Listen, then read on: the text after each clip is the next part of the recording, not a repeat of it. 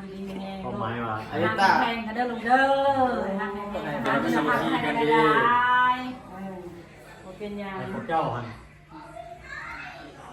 ดูแลตัวเองให้ไปรอดปลอดภัยสมัยก็พอแล้วสมัยก็โอเคเลยลูก พูดหน่อยสิพูดทุกคน เขาพากระดองเงินกันเนาะ3ของขวัญมันเกิดอันนั้นปีนี้ก็คือ3ไอ้น้องเฮาโฮเงินกันซื้อโทรศัพท์ให้น้องทรายเนาะ100 เหรียญไอ้จัก100เนี่ย150อลิตได้หลายเด้ นี่200เกือบ200เลยดิ3ไอ้น้องเฮา เต็ม เนาะ เกิน โฮเงิน เลิศเกิน ซื้อให้อันนั้นเนาะซื้อโทรศัพท์พากันออกเงินคนละ100 เหรียญแต่อลิสนี่ออกลายกว่าหมู่โทรศัพท์ราคา สภาพอลิต 11,000 11,500 กับ11,500เขามีส่วนลด500แต่ว่าเขาก็ไปซื้อฟิล์มซื้อนั่น ซื้อใส่ 500 ไฟ นี่ได้แต่10,000กับ500ที่บอกราคาเต็มแสดงส่วนลดนี้เอาไปแย้มแล้วไม่ได้ โอ้ส่วนลดก็ซื้อ เขาต้องบอกราคาหลาย โอเคอ่ะต้องบอกเขาซื้อประมาณ100 ล้านบาท ราคาเต็มมันน่ะ หยอก ราคาเต็มมันน่ะ40,000 สรุปก็คือเนาะปีนี้บอกกันนั่นว่าบ่ได้ของขวัญเนาะเอาใส่ซักไปก่อนที่จริงแล้วเฮาสิเซอร์ไพรส์มาเบิ่งเอาเพิ่นสิดีใจตอนใดเนาะ3ไอ้น้องเฮา ไปที่เค้กค่ะเพื่อนซื้อมาค่ะ ๆเอาคลิปก่อนหาเค้กก่อนเป่าเค้กไอ้เพิ่ม โอ้ยจะให้ผู้เห็นหุ่งเบิ่งซะละมา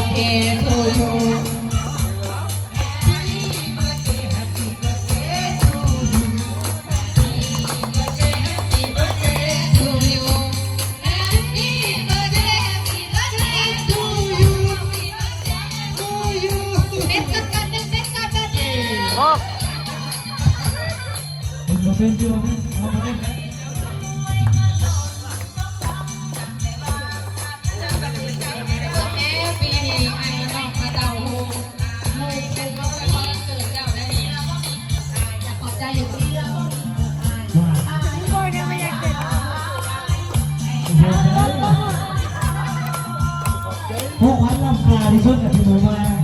ไม่เกินพวก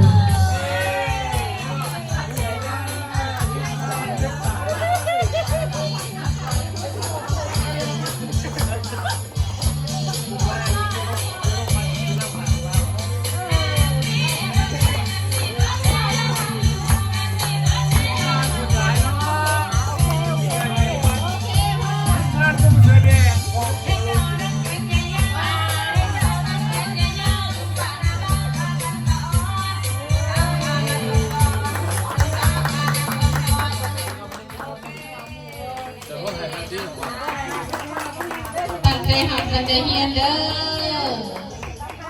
เก่งเสียงให้ได้เด้ออันนี้เป็นเจ้าเป็นได้เด้อ เบลบอยบ่แม่นว่าเกิดเจ้า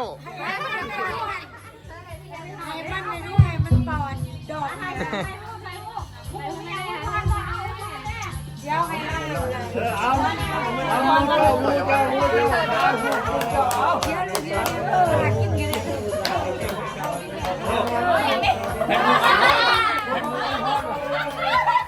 มือรวยพรตายแล้วบ้านรวยน้ำตาเจ้าอวยคอยไว้เจ้าจะมีละเอาผมเป็นยังเอาเลยเพื่อนบอกพอใจแล้วบอกพอใจแล้วมันเกิดเจ้าปีเนี่ยพอใจอยู่เกิดจะได้จังอีก นี่เลยก็โอ้ยเขา รู้ละหา2 เดือน อันนี้เอาโจลงจะได้ซื้อเค้กดู เด็กกุชีก่อน ไปเอากุชชี่ให้เจ้าก่อน กุชีก่อนนะสลิปจะกุสลิป เจ้ากุชชี่ กุชีเร็วเลย ไอ้เบิ้งมีอย่างแน่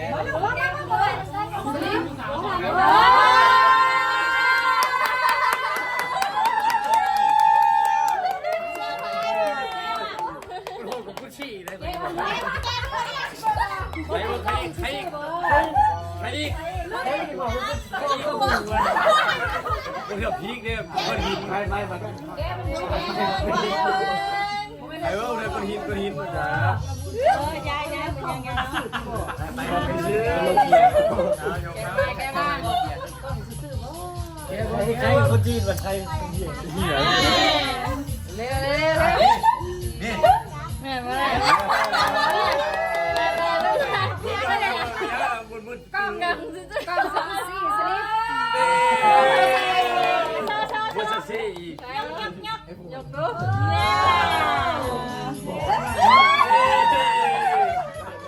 เอาไอโฟนคือเป็นนั่นไอโฟนกอบ เปิดเลย ร้านเลยเพ่มันนี่ร้านยังเป่าเค้กกันเลยเพ่ไม่ใช่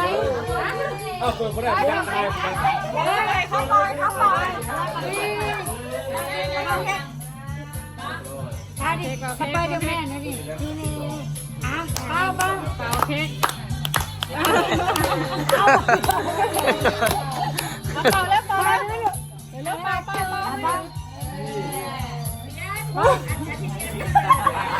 เป็นเบาเป็นไม่นะเป็นไม่เลยลูก เป่าได้ไหม เป่าเป็นโอ้สไปเดอร์แมนขาใหม่เลยเจ้าอยากเป่าเป็น ป้าผู้สาว ไปน้ำไปเลย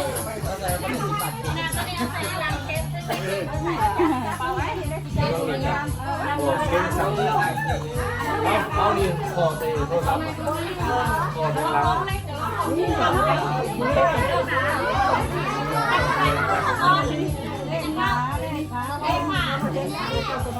อ๋อเวลาอยู่ตรงกันจะคือแกล้งกันเลยแกล้งคอเซ็นเตอร์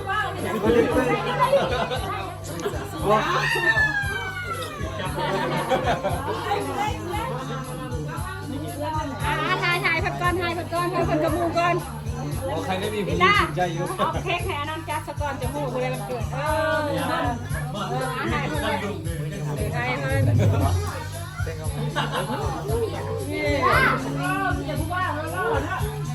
นแหละ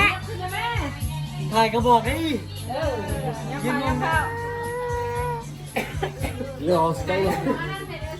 เรียกแล้วก็ถึงจะ สมุนลงไป แล้วเขาอีกนี่คนได้ก่อนได้น้อยจะออกมาได้มาเอามันยังประมาณนี้เบลเข้ามาเลยเบลเข้ามาเลยลูกมาดูสิเข้าไปไม่รู้เข้ามาเข้ามาลูกได้นั่นนี่เข้าไป รู้ป่ะ ได้กีตาร์เด็กเขาจะเก่ง เราเห็นได้กันนะ เอาได้ลูกได้ เวลาเห็นก็ ยิ้มได้ยิ้มได้ลูก ต้อง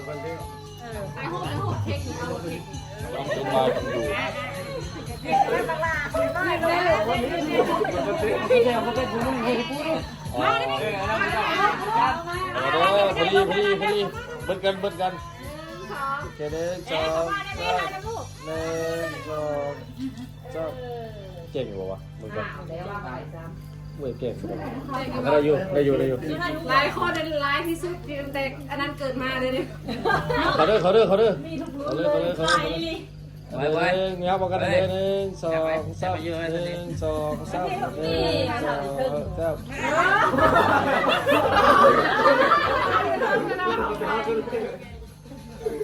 3 เอาทำวิดีโอใช่ไหม เราเทพี่เนาะ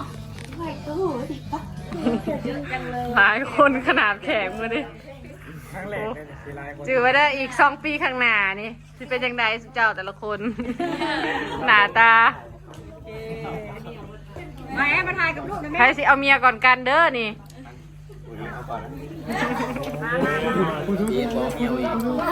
มีบ้านเด็ก เป็นแต่คนจิ๋ว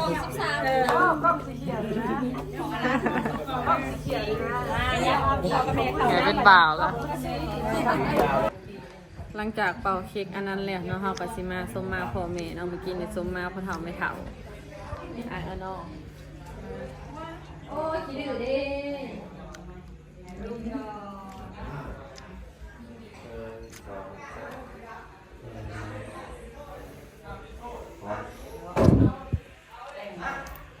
สบายดี มาถ่ายคลิปดูคลิปเพื่อนจะได้เห็นกัน มาอ่ายน้ำผ้าอ่ายใหญ่อ่ายใหญ่ไอ้กุ๊กเอาจะนั่งไหวแล้วอ่ายใหญ่ในน้ำผ้าดิ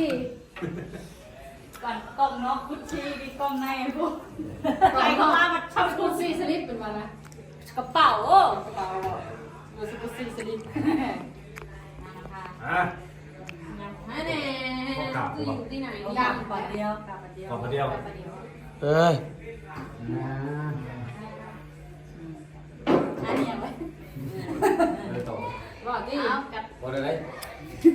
อ้าวคนชายเนาะ ว้าว อ้าว ต้องจำคันกับผมก็จำใจดี เอ้ย ทำกัน มือดีเป็นสามวันดีวัน4วัน2 วนพอมาบริการ มือดีเป็น บริการลูกๆกาอยากขอขมา โอ้พ่อแม่แล้วก็อวยพรปีใหม่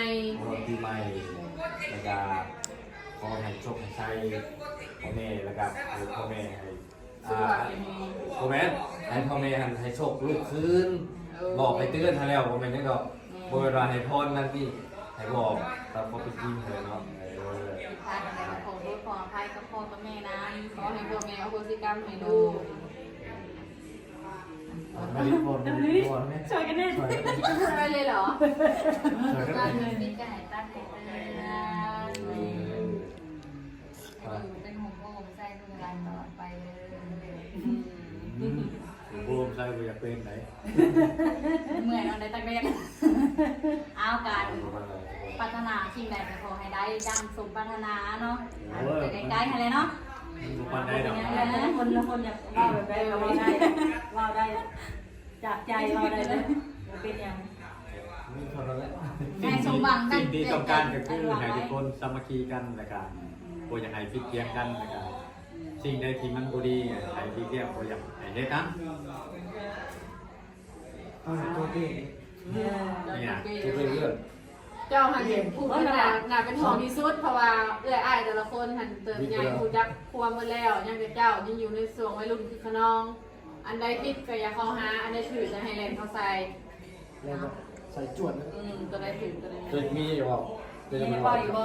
ถามพวกเจ้าเศร้าว่าบ่แล้วพวกแม่อย่างว่า อะไรแล้ว นั่นบอกว่าว่าอ๋อยังว่าว่าแล้วว่า คงเป็นอาแขกพยายามเป็นลูกที่ดีของผมเลยครับเป็นลูกที่พยายามที่สุดความเป็นเหตุได้ ก็ตั้งใจจะเนาะยืดเนาะยืด ยืดซื่อจนว่าที่โน้ตดีกว่าบอกมันติดๆกัน ให้มีการเบิดทะเล แต่ละคนจุดประสงค์ นี่ ก็ มันเป็นมันสิส่ง คื ก่อน อปีใหม่เนาะ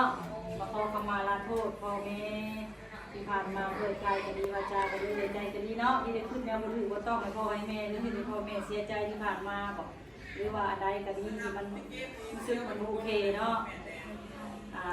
พ่อแม่ก็เอาโหสิกรรมให้ลูกเด้อโหสิกุศลคนที่ผ่านมากับท่านว่าผิดพลาดประการใดพ่อแม่ก็เอาโหสิกรรมให้ลูกจะดีต่อไปมีหยังตัวพยายามลูกต้องพยายามตื่นแต่ทำถ้าทำผิดแล้วพยายามอย่าเสียทีเนาะพ่อแม่โหสิกรรมเลยมีแต่แข่งกันน้องเด้อครับแข่งกันเข้าใจกันมีหยังก็เพราะว่าเรื่องกันพ่อแม่จะ เติบใหญ่มาแล้วก็คงจะควมซ้ำนี่พ่อแม่โอเคแล้วแต่ว่าแต่ยังไงดีตื่นก็ต้องพากันไปพัฒนาตื่นประสบการณ์อันใดที่พาพ่อแม่อาจจะเตือนจะว่าพวกเจ้าเอาไปพิจารณาเนาะว่าเพื่อยังพ่อแม่ให้พ่อแม่นะคะก็เพื่ออยากให้พวกเจ้ามันดีขึ้นเนาะอะไรกับพวกเจ้าก็มีโทษพิพากเนาะพ่อแม่จะให้เตือนนะมียังพ่อแม่ก็ใส่ให้พ่อในลูกมีแห้งสุขภาพแข็งแรงทุกคนเป็นอะไรกันให้สมพงษ์ว่าภาวนาทำดีที่สุดพ่อแม่จังได้รักแท้ลูกคือเก่าแล้วทำที่สุดอีกบอกโอเคนะพ่อมียังจะว่า สิ่งใดที่มันดี มันมีเบิร์ดอยู่ในโซเชียลเลือกเอา ตัวใดมันเลวร้ายหลีกเลี่ยงไกลสำคัญก็คือบ่ให้สังคมเดือดร้อนเป็นการกระยาบ่ให้สังคมหรือบอกใครกระยาบ่ให้กระทบย้อนกัน การตัดสินใจหรือการกระทำของเราบ่ให้ผู้อื่นเดือดร้อน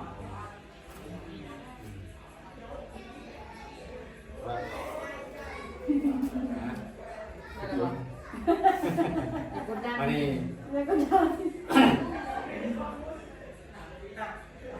แบบเมาหักแอนไปนะนี่วันนี้เจ้าชงเลยเนี่ยเพราะก็เป็นห่วงทำไมวะคันเป็นแบบนั้นเนาะเขาก็บอกเลยเพิ่นปัญหาตัวอย่างนี้ ไอ้ผู้โทษของมันได้รู้เรื่องกันเด้อ มีสติ พูดเลย โทษของการดื่มเมาแล้วลูกกับพอใจเด้อ มีคนเมียนผม ฮะเห็นกินเองก็เห็นในคลิปค่ะ ยาที่ผ่านมาแล้วแล้วไปลูกเป็นอย่างเดียวเป็นอย่างนี้มีแต่พิจารณาใหม่เห็นโทษของมันอย่าสู้ไปเห็นอีกแบบ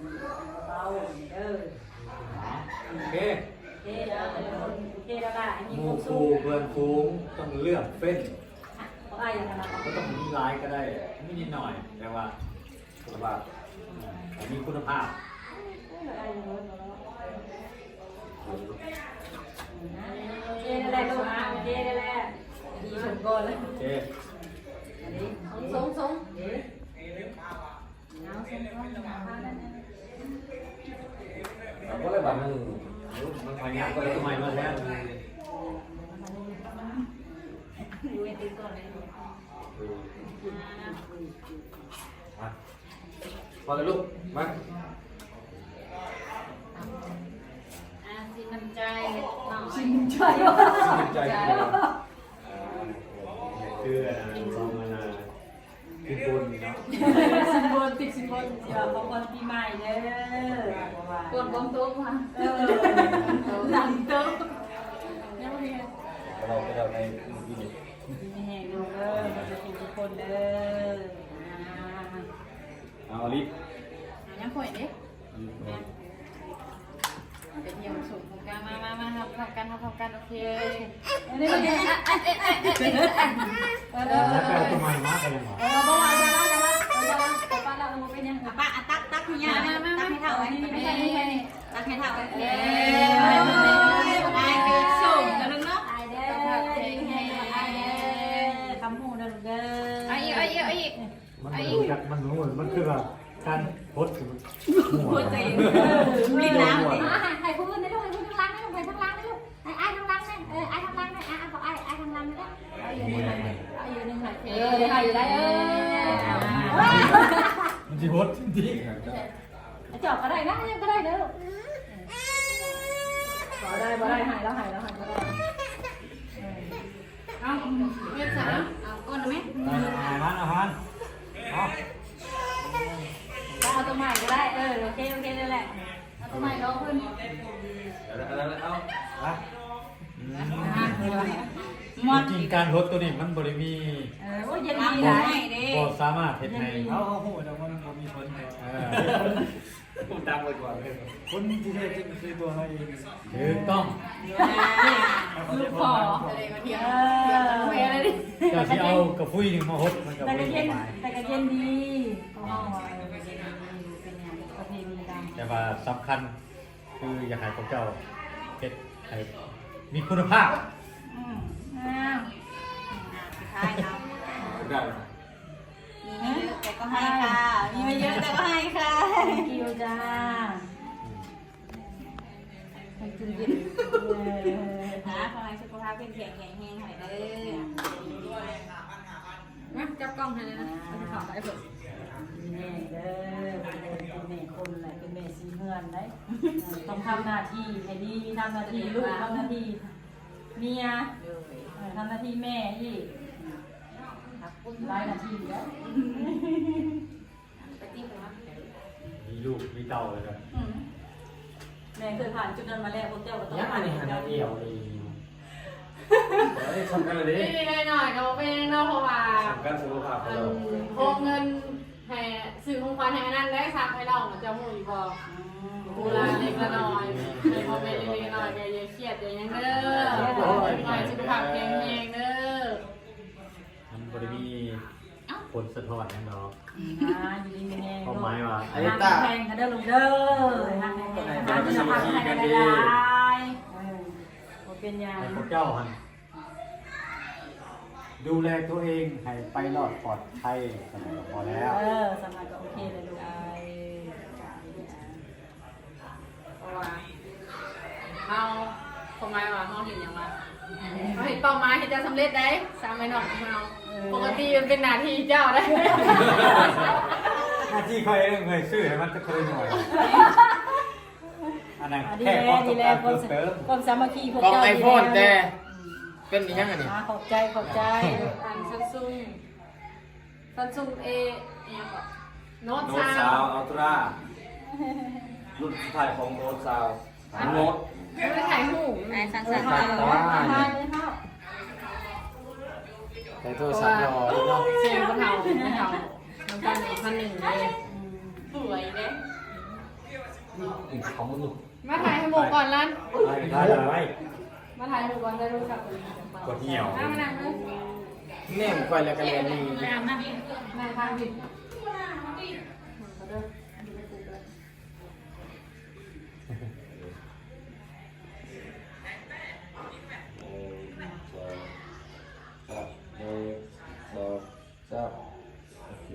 เดี๋ยวนี้รถรถมา เสบึง เอ้า